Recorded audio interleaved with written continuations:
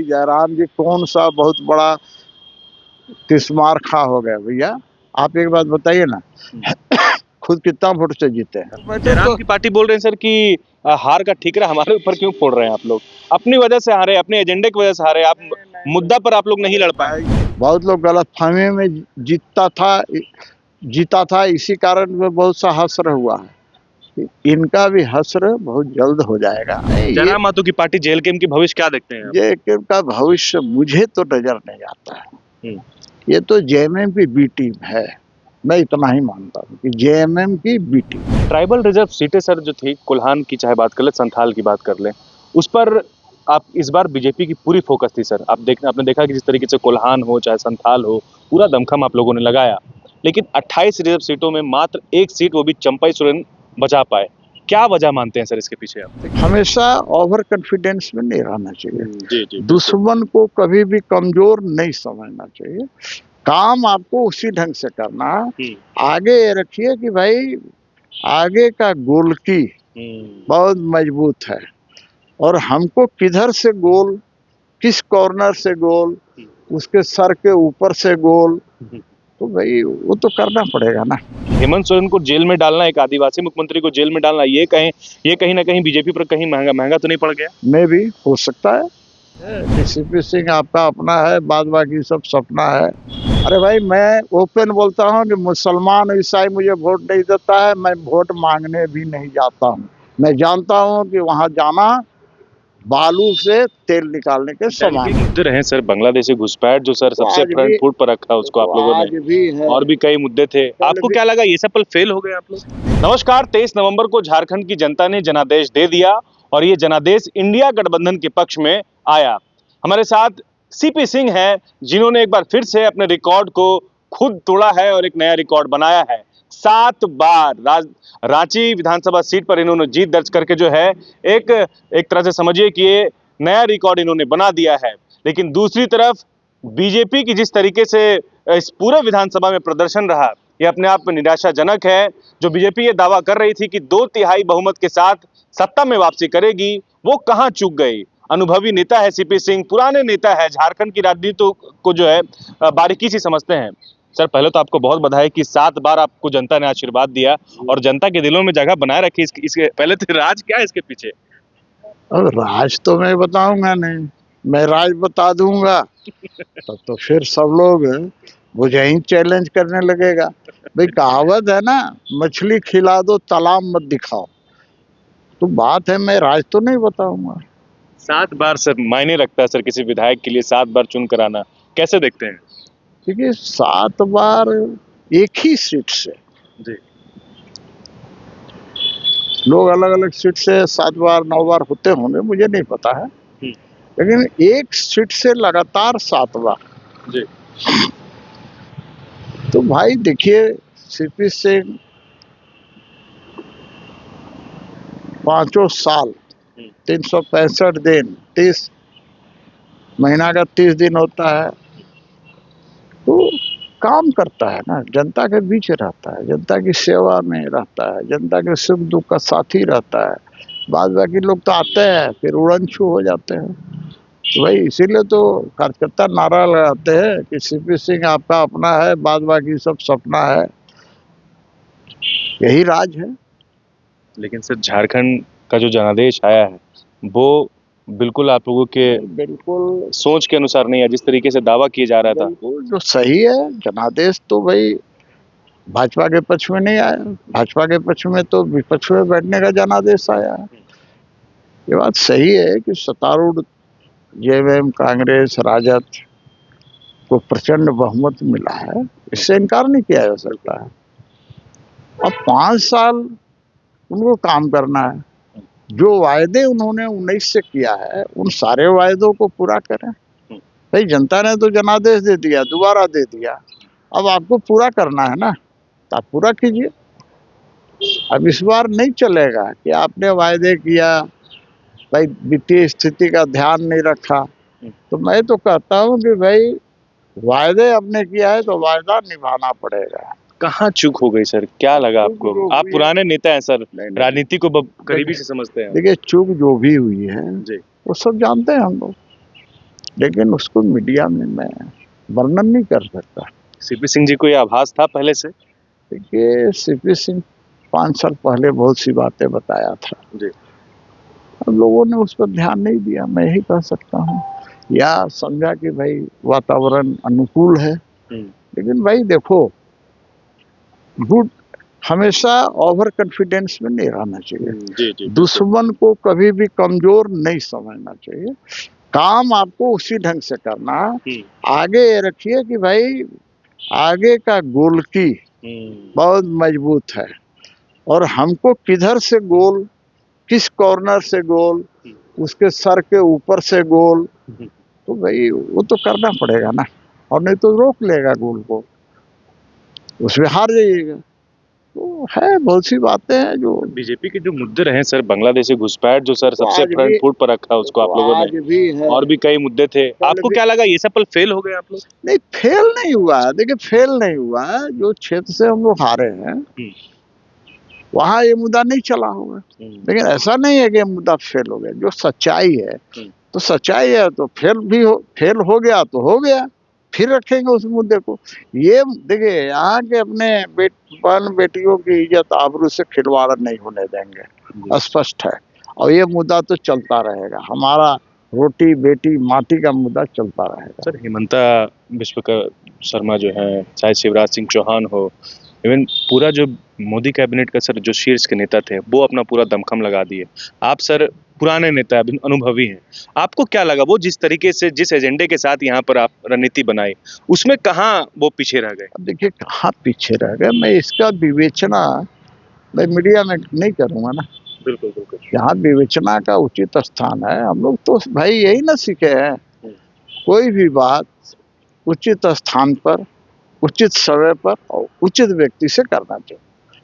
तो यहाँ करना सर ये बात आप तब नहीं कर पाए जब चुनाव चल रहा था, या फिर तब आप जब आपके पास वक्त था? भाई देखिए, मुझसे जितना बन पड़ा मैं करता हूँ, लेकिन मैं कोई शीर्ष नेतृत्व में नहीं हूँ। बिल्कुल स्वाभाविक है, कार्यकर्ता हूँ। कार्यकर्ता होने के नाते जहाँ बात रखनी होती है रख देता हूँ। अब उस पर कौन कितना अमल करेगा नहीं करेगा, भाई हमसे ज़्यादा दिमाग वाले लोग ऊपर के लोग हैं ना। तो मैं जानता हूँ कि भाई अपनी बात को कहीं रख देना चाहिए, उसके बाद फिर आगे अपना काम करना चाहिए। तो मैं तो नाची व्यवस्था, आपने जो बात रखी उस पर अमल नहीं किया गया, अब उस पर काम नहीं किया गया। देखिए, मैं तो ये नहीं कह सकता कि अमल नहीं किया गया, अमल किया गया। फिर भी भाई देखिए, सब जानता है मैया योजना एक बहुत बड़ा फैक्टर रहा। एक बहुत बड़ा फैक्टर कैंची छाप रहा, जयराम माथुर की पार्टी जी। तो ये दो मैटर जयराम की पार्टी बोल रहे हैं सर कि हार का ठीकरा हमारे ऊपर क्यों फोड़ रहे हैं आप लोग? अपनी वजह से हारे, अपने एजेंडे की वजह से हारे, आप मुद्दा पर आप लोग नहीं लड़ पाए। जयराम जी कौन सा बहुत बड़ा तिस्मार खा हो गया भैया? आप एक बात बताइए ना, खुद कितना वोट से जीते हैं?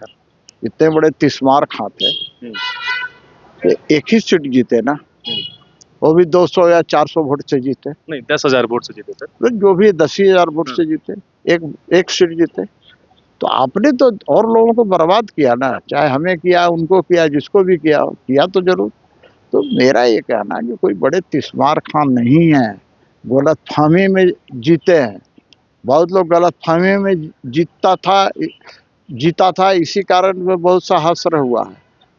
इनका भी हश्र बहुत जल्द हो जाएगा। आप आगे क्या रणनीति भविष्य देख रहे हैं सर? आप बड़ी बात कह रहे हैं। नहीं, जयराम माथुर की पार्टी जेएलके की भविष्य क्या देखते हैं? जेएमएम का भविष्य मुझे तो नजर नहीं आता है। ये तो जेएमएम की बी टीम है, मैं इतना ही मानता हूँ कि जेएमएम की बी टीम है। सिल्ली सीट सर आजसू सुप्रीमो सुदेश महतो हार गए, क्या वजह मानते हैं आप? अब क्या वजह है, ये तो सिल्ली में तो गया नहीं था भैया। मैं देखिए, सीधी सी बात है, मैं पूरे विधानसभा में, मैं अपना विधानसभा में कंसंट्रेट था। बिल्कुल हमारे से सटा हुआ जो हटिया था कुछ, वहाँ भी मैं कंसंट्रेट काम कर रहा था। और भी चुनाव खत्म हुआ, खिजरी विधानसभा में मैं काम किया। तो मैं दूसरे सिल्ली और कहीं गया भी नहीं, ना मुझे बोला गया जाने के लिए। तो मैं तो यही था, इसलिए कि जो भी मीडिया वाले आते थे, आप सहित, पिछला बार तो 5,000 वोट से जीते थे, इस बार तो कोई नहीं आके 20,000 का मार्जिन रहा। 20,000 का नहीं है, 22,000 का मार्जिन है। और प्लस अभी 3 बूथ का नहीं खुला, 1000 और 23,000 का मार्जिन होता है। लेकिन सर कुछ मीडिया चैनलों में कल खबर चलाया जा रहा था कि सीपी सिंह को हिंदपीढ़ी से जो है 0 से 5 वोट मिला है। हाँ ठीक तो चला रहा है, उसमें गलत कहाँ है भाई, लेकिन इतना अपरिपक्व पत्रकार मैंने नहीं देखा। मैं पत्रकार पर ही आरोप लगा रहा हूँ कि पत्रकारों को थोड़ा स्टडी करना चाहिए। ऐसे ही आप कलम एक ले लिए और लिख दिए या चला दिए, तो भैया ऐसे लिए एक मोबाइल लिया चल दिए, पत्रकार हो गए क्या? पत्रकार को स्टडी करना पड़ता है भाई। पत्रकारों को ये नहीं देखा कि 1996 में चुनाव लड़ा, मुझे कै वोट मिला था हिंदपीढ़ी से, मुझे 2000 में हिंदपीढ़ी से कै वोट मिला था, मुझे 2005 में कै वोट मिला था, मुझे 2009 में कै वोट मिला था, 14 में कै वोट मिला था, 19 में कै वोट मिला था। ये तुलना आप क्यों नहीं करते हो? अरे भाई मैं ओपन बोलता हूँ कि मुसलमान ईसाई मुझे वोट नहीं देता है, मैं वोट मांगने भी नहीं जाता हूँ। मैं जानता हूँ कि वहाँ जाना बालू से तेल निकालने के समान डंके की चोट पर आप बात रखते हैं। हाँ रखते हैं, क्या हमको डर है क्या किसी का? मैं भगवान से को छोड़ के किसी से नहीं डरता हूँ, मैं किसी से नहीं डरता हूँ भैया, सिर्फ ऊपर वाले से डरता हूँ, मुझे कोई डर भाई नहीं है। मैं ओपन बोल रहा हूँ कि मुसलमान और ईसाई मुझे वोट नहीं देता है और मैं वोट मांगने जाता भी नहीं हूँ, आगे भी कभी नहीं जाऊँगा। ये मतलब बहुत बड़ी बात आप कह रहे हैं। एक दो आखिरी सवाल ले लेते हैं सर।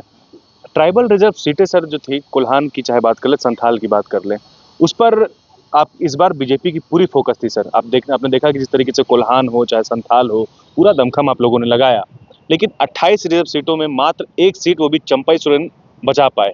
क्या वजह मानते हैं सर इसके पीछे आप? देखिए कहा गया है ना, success has a 100 fathers but defeat is. तो मेरा ये कहना है कि भाई अभी हार गए हैं तो बड़ी तरह तरह के सवाल उठेंगे। बिल्कुल। उठना भी स्वाभाविक है भाई, हारेंगे तो उठेगा, जीतेंगे तो भी उठेगा, लेकिन जीतता है बहुत ज्यादा सवाल नहीं उठते हैं, लेकिन हारने पर सवाल उठते हैं। तो इसकी विवेचना होगी ना कि भाई क्यों हारे, कहाँ कमी रह गई, कौन से फैक्टर्स काम किया। कोई एक फैक्टर, 2 फैक्टर, मैंने तो 2 फैक्टर्स इसलिए बता दिए आपको जो मीडिया में ऑलरेडी आ चुका है। 2 ही फैक्टर आया ना, एक कैंची और दूसरा मैया योजना। लेकिन सर इसमें एक फैक्टर और भी इसका चर्चा हो रहा है कि हेमंत सोरेन को जेल में डालना, एक आदिवासी मुख्यमंत्री को जेल में डालना, ये कहीं ना कहीं बीजेपी पर कहीं महंगा तो नहीं पड़ गया? में भी हो सकता है, लेकिन जो गलत करेगा वो जेल तो जाएगा ना। अब उसके परिणाम, उसका इफेक्ट कहाँ पड़ेगा नहीं पड़ेगा तो बात का बात है, लेकिन सिर्फ यही फैक्टर्स नहीं है, और भी फैक्टर्स है जिसकी चर्चा मैं यहाँ नहीं कर सकता हूँ। कल शपथ ग्रहण है सर, न्योता दिया गया है, आपको भी न्योता आया होगा, जाएंगे आप? अभी बहुत समय है, कल शपथ ग्रहण में बहुत समय है, तय करेंगे जाना है कि नहीं जाना है। एक आखिरी सवाल ले लेते हैं सर। जिस तरीके से चर्चा हो रही थी कि इस बार जो है बीजेपी खास करके सर, एग्जिट पोल में भी खबरें आपने देखा और बहुत उत्साहित भी थे आप लोग, लेकिन एग्जिट पोल और जो आंकड़े आए, वो आप तब क्या सोच रहे थे जब एग्जिट पोल आ रहा था, और उसके बाद आप क्या सोच रहे थे? मैंने तो 1-2 पत्रकार लोग ने मुझसे पूछा था, तो मैंने कहा कि मैं बहुत ज्यादा एग्जिट पोल पर विश्वास नहीं करता। जी आपने कहा था, मैंने भी सुना था ये। मैं एग्जैक्ट पोल पर विश्वास करता तो मैं इसीलिए कहा था कि भाई देखिए, भाई होता है, देखिए वो भी इंसान है, वो भी जो सैंपल लेते हैं कहीं कमी रह जाती हो सकता है कहीं एक एरिया में सैंपल ले लिया हो। अब मान लीजिए, सपोज कीजिए कि सिर्फ हिंदपीढ़ी में जाके सैंपल लेगा, करवाला चौक में सैंपल लेगा तो हारा हुआ ही नजर आएगा ना।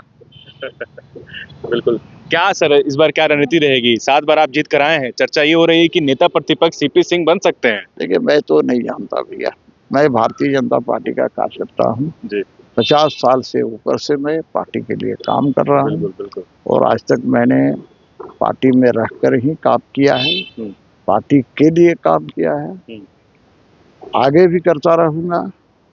मुझे पार्टी ने बहुत कुछ दिया है, और इसीलिए सीपी सिंह आज आपके सामने खड़ा है तो मैं यही कहूँगा कि मैं पार्टी के हर आदेश का अक्षर से पालन करता हूँ।